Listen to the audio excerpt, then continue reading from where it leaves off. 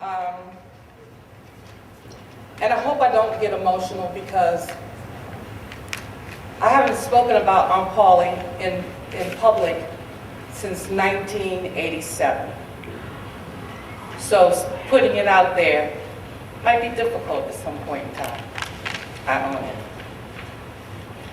The Reverend Dr. Pauli Murray was clearly focused on achievement and education.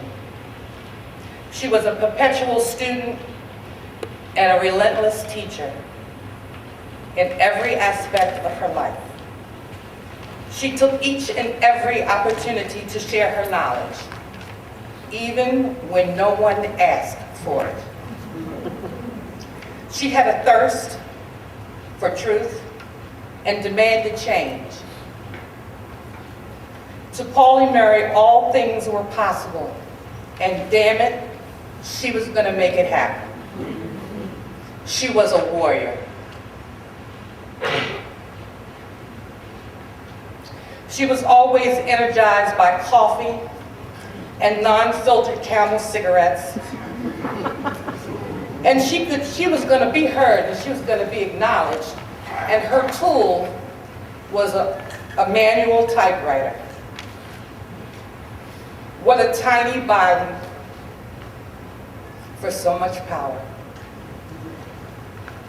I would like to take a moment to acknowledge her accomplishments very briefly, because my daughter told me that wasn't necessary, but I'm going to do it anyway. Okay? She was an educator. She was a civil rights advocate. She was a woman's advocate. She was a union advocate. And she believed that there was equality for all.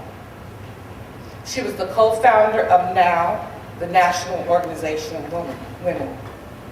Pauli Murray had a doctorate in law, and she worked tirelessly to make sure the laws treated everyone equally, may it be in Ghana, Africa, or the United States. I have a brief little footnote here. Did you know that one of her contributions to the law field has affected all of us?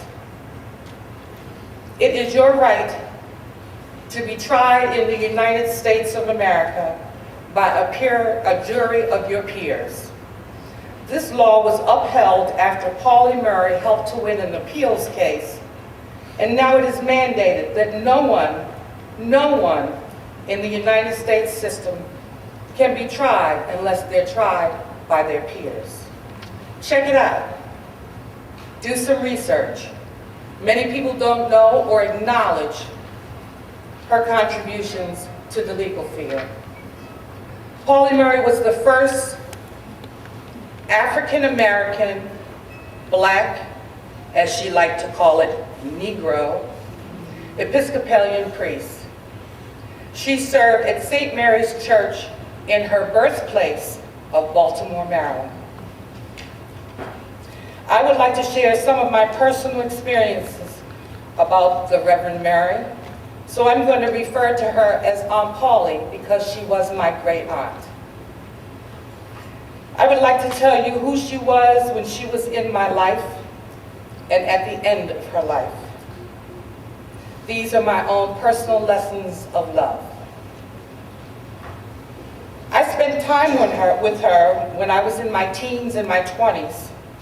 My mother and I would visit her in Boston, and during family functions, I was always reluctant and somewhat afraid of her because she always challenged me to be all that I could be.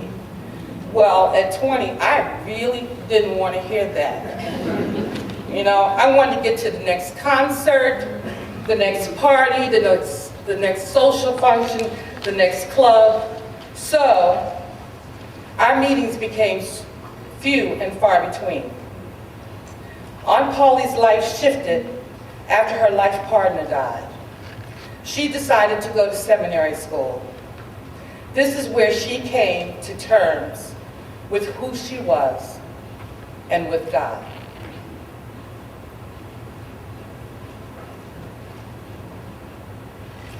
During our many visits to Arlington, Virginia,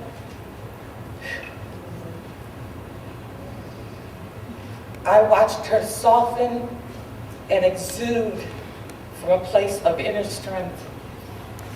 She evolved into this less than warrior, more of a servant. Less than warrior, more of a servant. A 5 foot, 2.5 inch servant of God who would and could spit fire. A servant with her own personal powers. It was now her new goal to empower women to serve in the church. In 1979, I was in awe of her as I watched her love and mentor to my mother for 6 months while she was dying of cancer.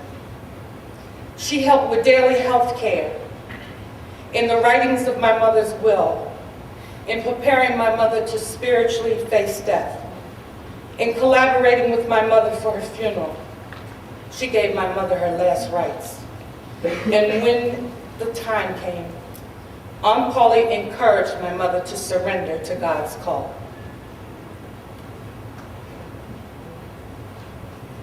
Such tenderness I had never experienced before, not from anyone. What a new role for Aunt Pauli Murray.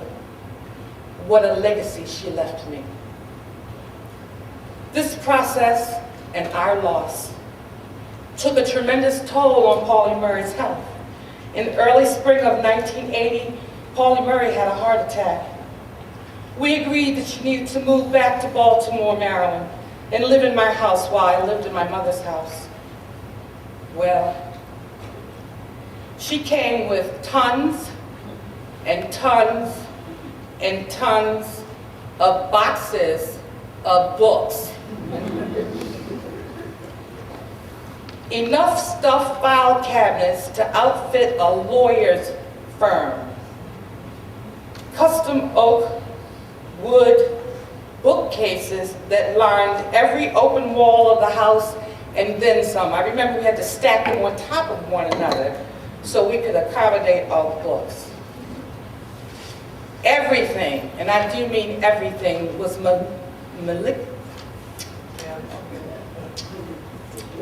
documented. Meticulously documented. Oh, what a venture. What a labor of love between us. And oh, what a blessing. I was overwhelmed by her and her energy. But don't get me wrong. I loved her as she became my surrogate grandmother. We embarked on our, quote unquote, my husband, myself, and Aunt Pauli's first pregnancy. Then our second and third. It was the blind leading the blind. We went to doctor's visits together. We read books about babies, Lamar's birth, breastfeeding, potty training, you name it, we read it. After a horrific experience of our first delivery, Aunt Pauli named our first son Eric.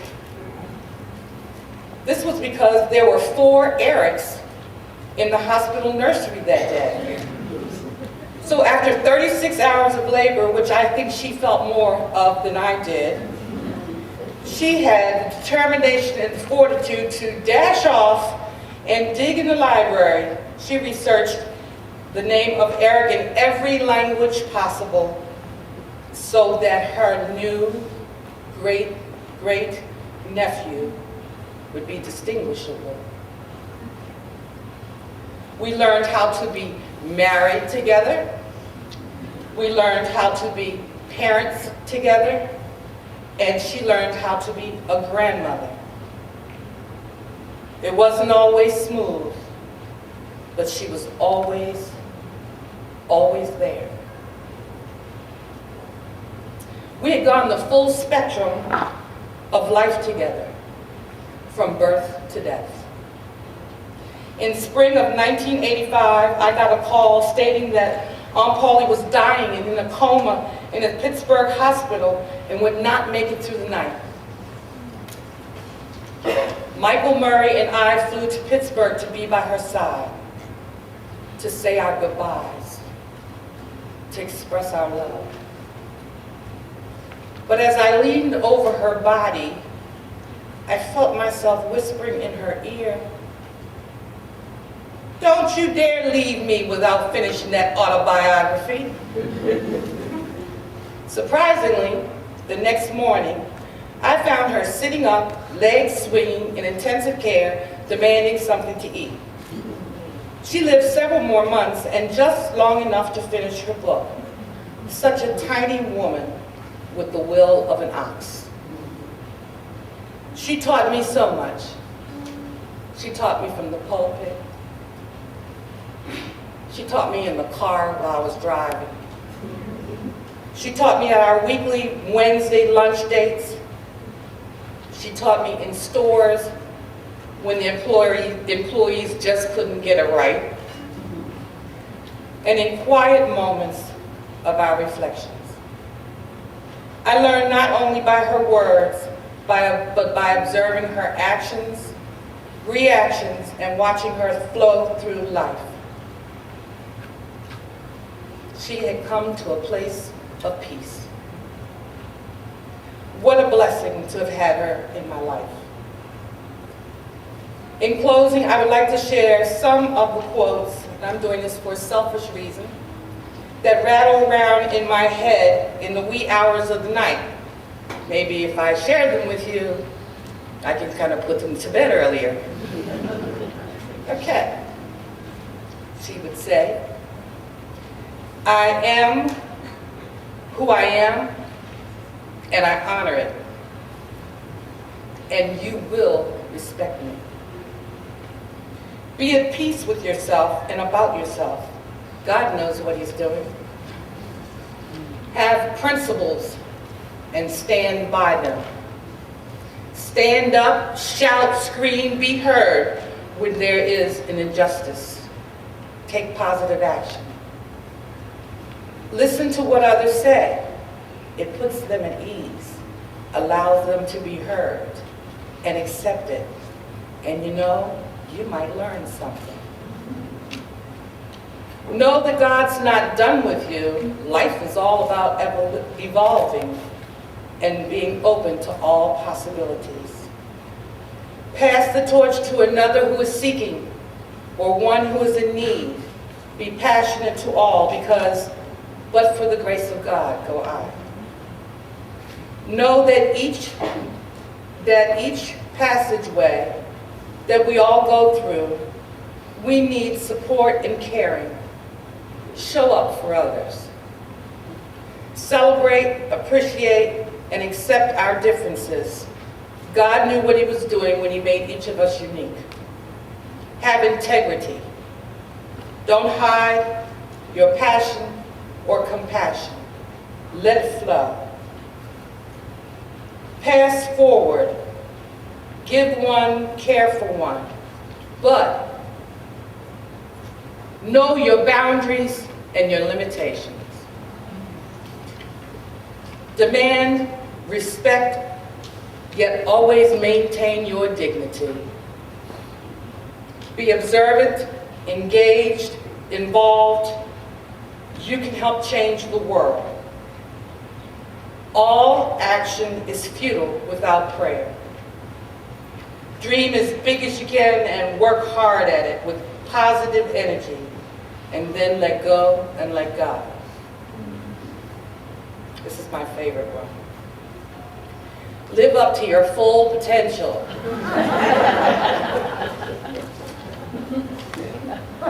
And finally, know that God has the plan. So just surrender. Before I go today, I would like to leave you with a thought of caution and a prayer. Caution. Be careful who you let in your life, because you may be empowered and inspired to sprout beautiful feathers and hopefully grow magnificent wings. My prayer for each of you is that you see Pauli Murray as a constant reminder that you too can choose to fly. I love you all, Paula. Thank you.